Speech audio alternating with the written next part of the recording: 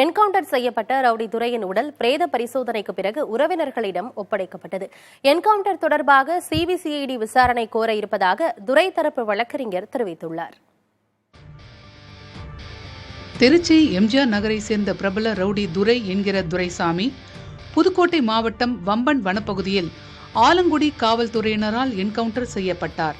அவரது உடல் புதுக்கோட்டை அரசு மருத்துவக் கல்லூரி மருத்துவமனையில் வைக்கப்பட்டிருந்த நிலையில் ஆர்டிஓ விசாரணைக்கு பின்னர் பிரேத பரிசோதனை செய்யப்பட்டது.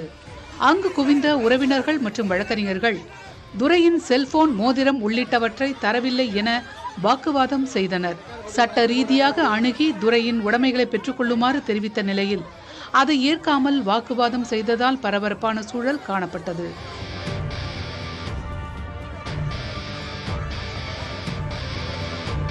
பிரேத பரிசோதனை முடிவடைந்ததை அடுத்து ரவுடி துரையின் உடல் உறவினர்களிடம் ஒப்படைக்கப்பட்டது.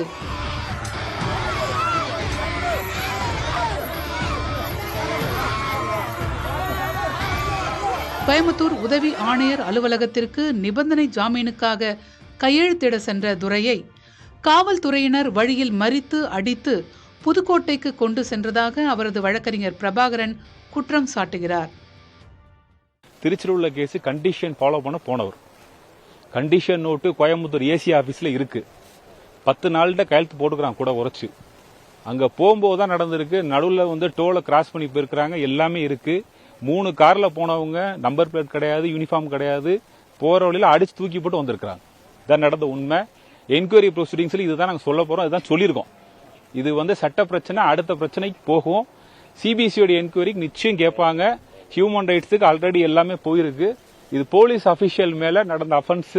எங்கள்கிட்ட சாட்சியம் இருக்கு, எவிடன்ஸ் இருக்கு, எல்லாமே இருக்கு. சிபிசிஐடி கிட்ட அதை ஹேண்ட் ஓவர் பண்ணுவோம். சிபிசிஐடி டைரக்ஷனுக்கு ப்ராசஸ் ஆகும். இந்த நேரத்தில் ரவுடி துரை குறித்து விரிவாக பார்க்கலாம். ராமநாதபுரத்தை பூர்வீகமாக கொண்டிருந்தாலும் துரையின் குடும்பம் திருச்சிக்கு இடம்பெயர்ந்தது. 10 பேர் கொண்ட பெரிய குடும்பத்தில் பிறந்த துரை சிறு வயதில் திருட்டு, அடிதடி சம்பவங்களில் ஈடுபட்டுள்ளார். அவரது கூட்டாளியாக இருந்த வாசுதேவனை கொலை செய்ததே இவரது முதல் கொலை வழக்கு. அதன் பின்னர் கூலிப்படையாக மாறிய இவர் கோவையில் கொலை சம்பவத்தில் ஈடுபட்டார். பின்னர் தென் மாவட்டத்தில் பிரபலமாக உள்ள நெட்டூர் கண்ணன் என்ற கூலிப்படை தலைவனுடன் இணைந்து செயல்பட்டார்.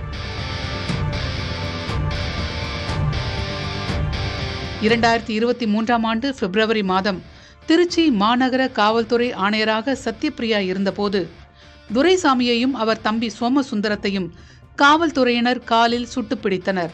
தற்போது வரை சோமசுந்தரம் சிறையில் உள்ள நிலையில் சில மாதங்களுக்கு முன்பு சிறையிலிருந்து பிணையில் வந்த துரை சுட்டுக் கொல்லப்பட்டிருக்கிறார்.